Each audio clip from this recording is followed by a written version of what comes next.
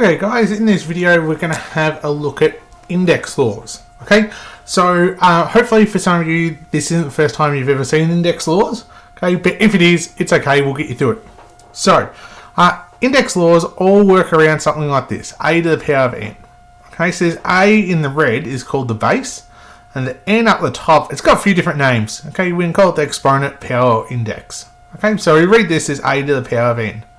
Okay, so we have a number of laws that work around how we deal with these. Okay, and a lot of these you've actually seen before and they make sense. Okay, it's just a simplification of them, okay, into these rules. Okay, our first one is a to the m times a to the n equals a to the m plus n.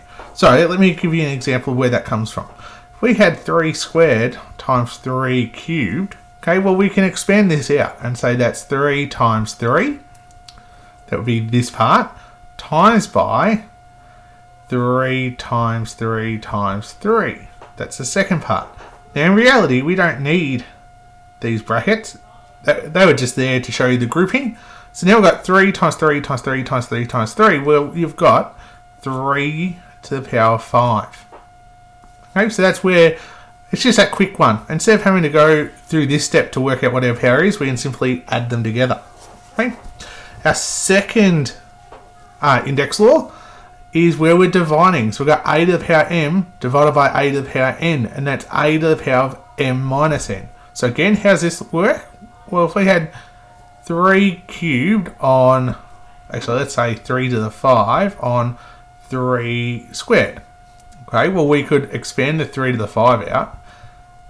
Okay, and have 3 times 3 times 3 times 3 times 3, and divide that by 3 squared, which is 3 times 3.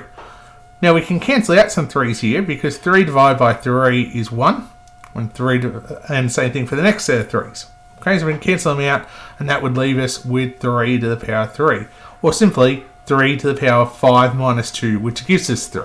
Okay, so this all makes sense. This is all, you know, working with what we know about multiplication, just making it easier. Okay, the next one is a to the power of m all to the power of n equals a to the power of mn. Okay, so what's that look like? Okay, if we had 3 cubed, we're squaring it. Well, that means we've got 3 cubed times 3 cubed, which means we've got 3 times 3 times 3 for this bracket, times 3 times 3 times 3 for this bracket. Okay, all up, we've got 3 to the power of 6. 1, 2, 3, 4, 5, 6. Okay, simple way of getting there is just going 3 times 2 is 6. Okay, so we're taking out that expansion step. Okay, this next one, ab to the power of n equals an times b to the n. Okay, so if we looked at that, that's like saying that we've got 3 times 2, oops, sorry, say 3 times 2, actually I'll make it 3 times 4 and we'll just square it. Okay, 3 times 4 squared. Okay, so in this we could say that, well, squaring it means we've got 3 times 4 times 3 times 4. Okay, we expand that out. We have 3 times 3, which is 3 squared, and 4 times 4, which is 4 squared. Okay, and yes, of course, given that we're using numbers, we could actually evaluate that, but this isn't the point. Okay, at the moment, I'm using numbers to do our examples, but you'll see that this works for anything. These are variables. Okay, so we can say it's just, again, that quick way of going through there. Very similarly, if we had 3 on 4 squared, that's going to be, okay, if we look at this one here, we're saying that that's equal to, if we got a on b to the power n, that we've got a to the n on b to the n. And that makes sense because we're going to have here, go 3 on 4 times 3 on 4. Okay, we know for multiplying fractions, we just multiply numerators and multiply denominators. So it'd have 3 times 3 on 4 times 4, or 3 squared on 4 squared. Okay, so basically our rule here is taking it straight down the end over there. Okay, another one which it's a law, but it's just a bit of a property here, is we have a to the 0 equals 1. Okay, that's just a rule. Okay, anything to the power of 0 equals 1. Okay, we'll see what negative powers look like. That's going to give us 1 on 3. Okay, so it makes sense when we look at a bit of a pattern here. Okay, if we have 3 to the negative 1 equaling 1 on 3, and we know 3 to the 1 equals 3, okay, if we actually keep plotting these out, and we also look at 3 to the negative 2 equals 1 on 3 squared, and 3 squared equals, we can say 1 on 9, and 9. If we put these on the number line, okay, 0 here, we've got 1 on 3, we've got 3, and we've got 9 coming up, and we've got 1 on 3, and 1 on 9. Okay, we can see that there's a pattern that goes through for each of our powers, so it makes sense that when we do 3 to the power of 0, that we end up actually equaling 1. Okay, there's a nice little pattern to it. So, I'm going to keep going, because we've got a couple more that we need to see. Okay, so you have a to the power of 1 on n equals the nth root of a. Okay, so our best example of that is a to the power of 1 on 2, okay, equaling the square root of a. Okay, that's our first one. Now, you may not have realised that something to the power of a half is the square root. You may not have seen higher roots either. So, if we say we've got a to the third, that means that we've got the cube root of a.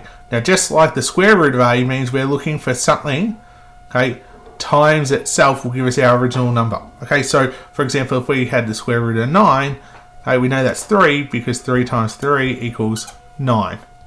Okay, in a similar way with cube root, saying, for example, the cube root of 8 is 2 because 2 times 2 times 2 equals 8. Okay, and so on. And so we say square root, cube root. After that, so if we have a quarter, okay, we just call it the fourth root, okay, of a. Okay, so if we looked at the fourth root of 16, that's also going to equal 2 because 2 times 2 times 2 times 2 equals 16. Okay, so that's just generalizing that property there in the rule. Okay, and another one that's a follow-on from that is if we have a to the power of a half squared, or if you like, the square root of a squared, okay, we know they cancel out and just leave us with a. So we know that squaring and square rooting, okay, are inverse operations, and they're going to cancel each other out, just leaving us with a. That's really what's discussed here in that rule number 8. Okay, rule number 9 is where we've got our power that's a fraction, but it's not just, say, 1 on something. So it could be, say, 3 on 2. Okay, well, that can be written in 2 ways. Okay, so this is where we've got a to the m on n. Well, that can be a to the 1 on n to the m. Okay, so that would be a to the half cubed. Okay, or we could say a cubed to the half. Okay, all of those are fine. Okay, now, so we've looked at 9 different laws here, or rules. Okay, now we need to look at how we actually use them. So we've got some worked examples that we're going to have a look at. The first one is simplify x squared y times x cubed y cubed. Okay, so we have a look here and go, well, what has the same bases? Okay, I can't do anything with this x and y because they're not the same bases. Remember, with all our laws, it's having the same bases. But I do have x squared times x cubed. So bringing that together, that's going to be x squared times x cubed. And we're going to have y times y to the 3. Okay, now, y has a power of 1. Don't forget that. If it's not in there, it's always 1. Okay, so we can have a look here now and go, okay, well, I can use my first index law and add my powers together. And say I've got x to the power of 5. And it'll be times by y to the power of 1 plus 3, which is 4. Okay, so that's our first worked example. Our second one is simplifying this situation. Okay, so a little bit different here. Okay, because I've got coefficients. Okay, and I've also got 2 different bases, a and b, but I also have indexes or powers, okay, that have variables in them as well with x and y. Okay, so first thing we can do though is get all of our numbers out of the way. So we've got 16 times 4 divided by 8. Okay, well, 8 goes into 16 twice, so we've got 2 times 4, which is 8. Okay, so I've taken care of that at the start. Okay, we know we're going to have a coefficient at the end of 8. Now we want to have a look at our a's. We've got a to the x plus 1 times a to the x squared, okay, all over a. I'm just looking at all my terms with a in them. Okay, so my first index law says I need to add these. So that's going to be a x squared plus x plus 1 divided by a, and then remember that's the power of 1, and we subtract powers here, so I'm going to have a to the x squared plus x, okay, and that's going to be it because I'm going to take this 1 away from the 1 up here. Okay, so that's my a term taken care of. Look at my b terms. I've got b to the y times b to the y take 3 on b again. So this time, I'm going to add them together. I'm going to get b to the 2y take 3, because I've got y plus y gives us 2y, over b. Well, I'll go subtract, because remember that b is to the power of 1. I'll subtract 1 off my power up here, which will give me b to the 2y take 4. Now we have all our components here now, so we need to put them all together. So our final answer would be 8ax squared plus x, b to the 2y take 4 be our final answer for that one. Okay, so you can see that we can make them quite a deal more complicated there. Right, now we've still got a few more worked examples I want to have a look at, okay, that utilise some of our other laws. Okay, so first of all, we've got evaluate. Okay, a half to the power of negative 4. Okay, so there's a couple of different ways you could go about this. Okay, but the simplest way is to remember that when you've got a half, 1 on 2, that's really 2 to the negative 1. Okay, the reason why that's important is then we can simply say, well then I've got 2 to the negative 1, that's this part, to the power of negative 4. Now our index law says that that is 2 to the negative 1 times negative 4, which gives us 2 to the 4. Okay, and 2 to the 4 is 16. Okay, so I've changed this around. Now the other way you could have done it is you would have said that you've got 1 to the negative 4 over 2 to the negative 4. Okay, which would have been 1 on 2 to the negative 4, which would have become our 2 to the 4, which equals 16 also. Okay. The next one we've got here is simplify this one.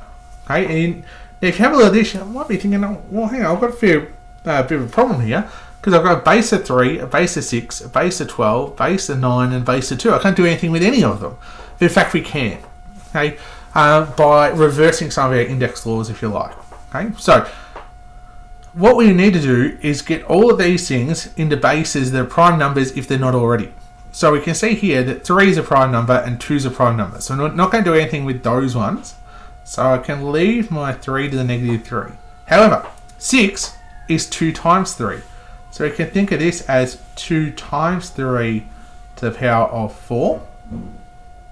Okay. Similarly with 12, we can actually think of that as 2 times 2, which is 4, times 3, which is 12, to the power of negative 3. And on our bottom line here, we've got 3 times 3 to the power of negative 4 times 2 to the negative 2. Okay, now why does that help us? Well, now we can use our index law that tells us that this is going to be 2 to the 4 times 3 to the 4. And this one, okay, well really we've got 2 times 2, which is 2 squared, and there'll be 2 times negative 3 will give us 2 to the negative 6 times 3 to the negative 3, over, again, we know that 3 times 3 is 3 squared, so 3 squared to the power of 4, we've got times the 2 by the negative 4 will give us 3 to the negative 8 times 2 to the negative 2. Now we can go through here and finish this off, because we need to add the powers for the numbers that are same bases in the numerator and subtract the 1 from our denominator. So negative 3 plus 4 is 1. Okay, plus negative 3 is negative 2. Take away negative 8 will give us positive 6. So it will be 3 to the positive 6. 4 plus negative 6 will give us negative 2. Okay, take -2 will actually give us 0. So we actually end up with an answer of 3 to the power of 6 for this one. And that's it. So when you first look at this, you would not think that we'd actually simplify this all the way down to 3 to the -6, but it actually works quite nicely there. Okay, when we have a look at our next one, okay, which is evaluate 16 to the power 3 on 2. Okay, so remember there's two different ways to write this. We can say 3 to the half cubed, or, sorry, 16 to the half cubed, or 16 cubed to the half. Now, I don't know about you, but I don't know what 16 cubed is. Okay, it's a little bit hard to work out. But I know what 16 to the power half is because that's the square root of it. So I'm going to go, with this one. Okay, and go with the square root of 16 cubed. Because I know square root of 16, so this one can be written as the square root of 16 cubed, which is 4 cubed. 4 cubed is 64. Okay, that's far easier, I think, than going 16 cubed and then taking the square root of it. Okay, you'd end up with the same answer as 64 though. Okay, but there'll be other times where this is more convenient. Right, now, the last one that we're going to have a look at here, we've got x squared plus 1 times the cube root of x squared plus 1. Okay, so this is a cube root, it's not this term cubed. Okay, so we need to look at this cubed root. So we've got x squared plus 1, and then x squared plus 1 to the power of a third, because it's a cube root. Now we actually have things at the same base. That's the x squared plus 1. This one just has a power of 1. This one's a power of a third. So put them together, we're going to get x squared plus 1 to the power of 4 on 3. Right, which is all we need to do for this question. Look, that is the last worked example I've got for you. Okay, hopefully it's enough to really get you through some of your work with index laws. Okay, in my next video, I'm going to have a look at how we graph exponential functions. Okay, so I'll leave you with that, and hopefully that helps you out.